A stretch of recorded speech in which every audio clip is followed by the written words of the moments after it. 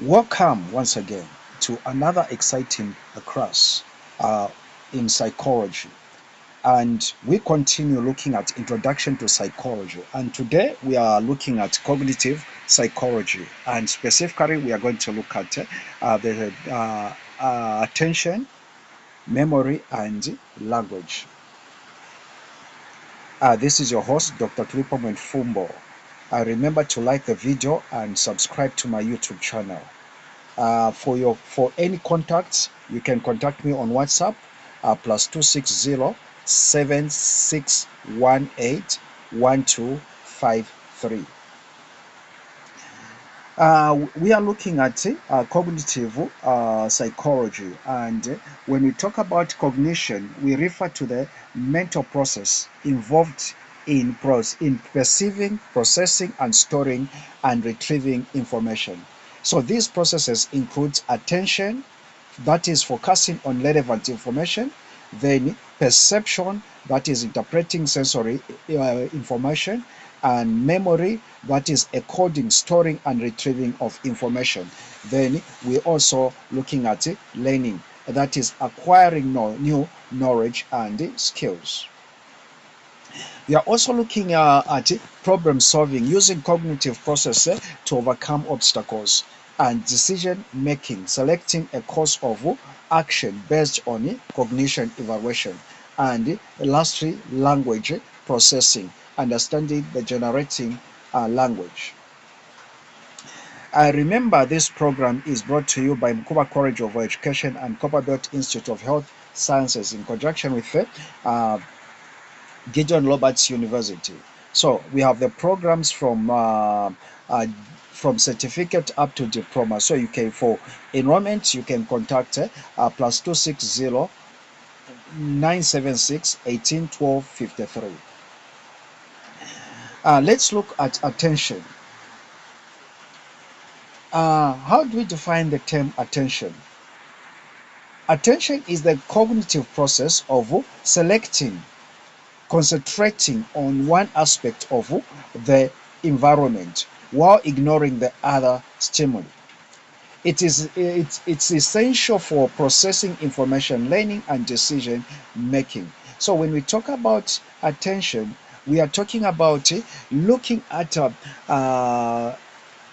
concentrating on something while you are ignoring the other things.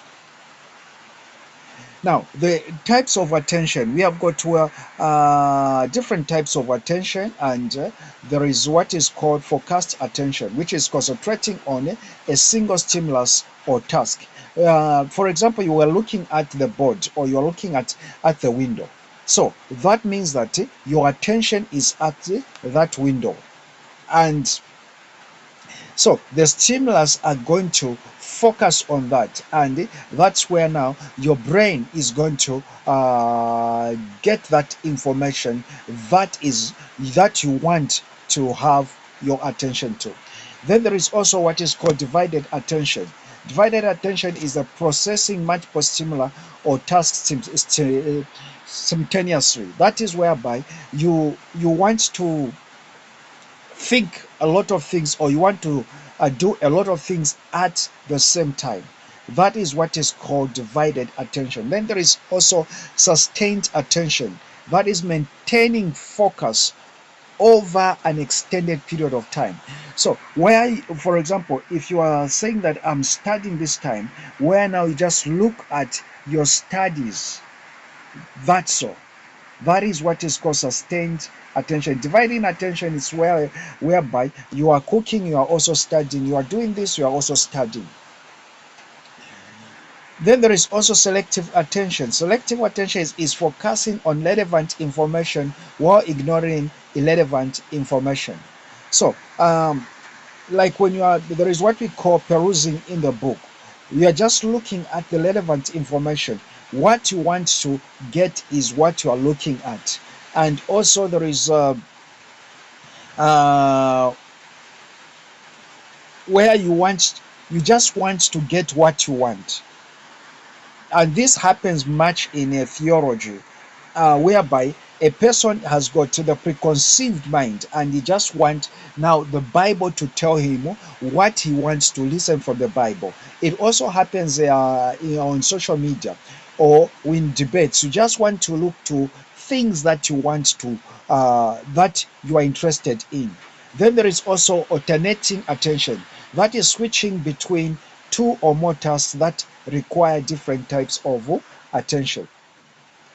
Now, there are theories of attention, and we are going to look at filter theory, which was propounded by Broadbent in 1958. Attention acts as a filter, allowing only relevant information to pass through. So, well, he believed and he said, attention is a filter. You only get what you want to get. You only see what you want to see. You only think what you want to think, and you only study what you want to study. So, attention it's a filter. Then so also looked at the Kahneman also propounded in 1973 the capacity theory, which is attention is a limited resource and we can only process a certain amount of information at a time. Now, Kahneman said the information can only be processed at a certain amount. You cannot know anything. You cannot process. You cannot give attention to everything. But we are limited in attention. We are limited in absorbing or processing the information through attention. Then there is the theory which was propounded by Trustman. Trustman also looked at, brought about feature integration theory, which states that attention is necessary for integrating features of stimuli into coherent representation. Now, let's look at the factors affecting attention. There are a lot of factors that affects attention. Number one, motivation. High motivation can improve focus and attention. So, what makes us to be attentive to something?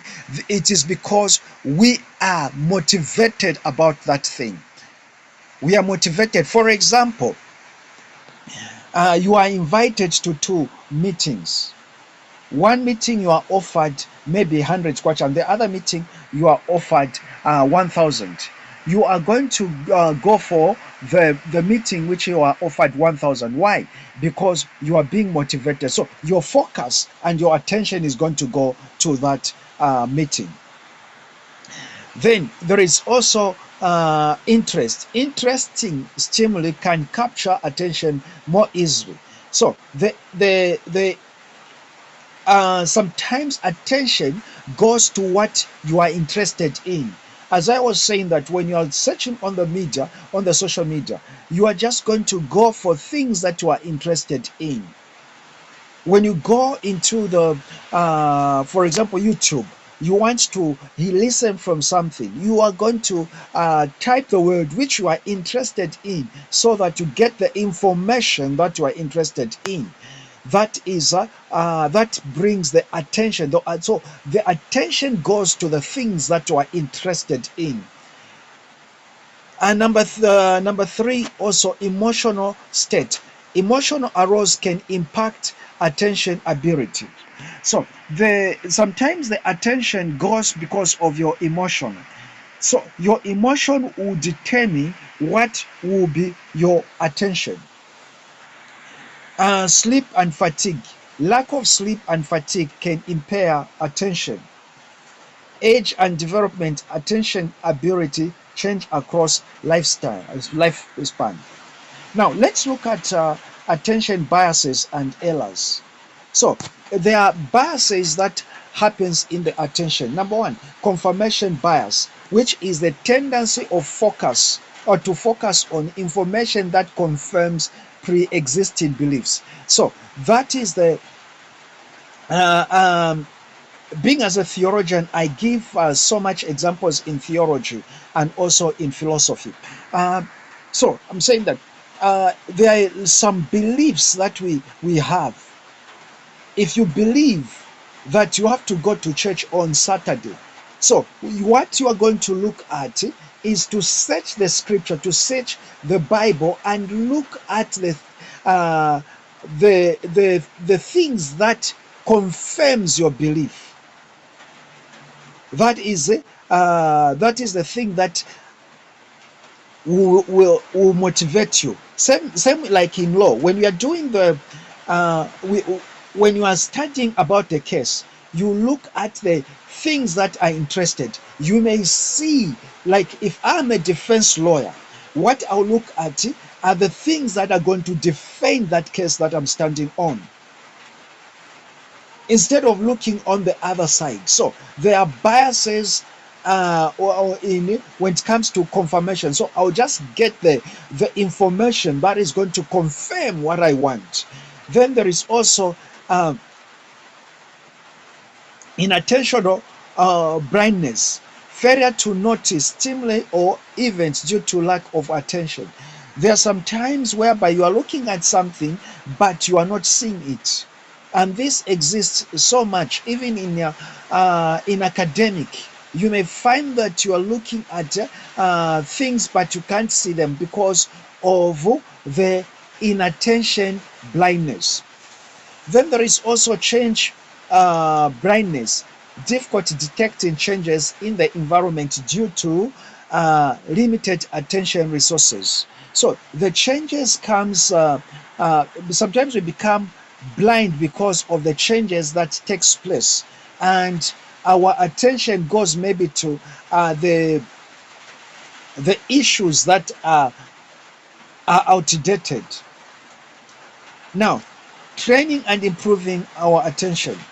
When you want to improve your attention, number one, there is what is called mindfulness meditation.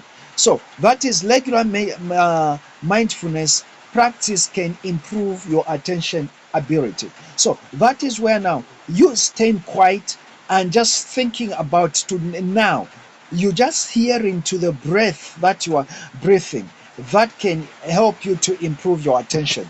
Then there is also attention training, which is specific training programs can help improve attention. So if you want to be a good person in attention, you should also get some training. That is whereby you get some training, your mentor training, you get so mind training, so that you are focused on something. You learn to focus on something. Then there is also cognitive training, that is engaging in cognitive demanding tasks can improve attention abilities.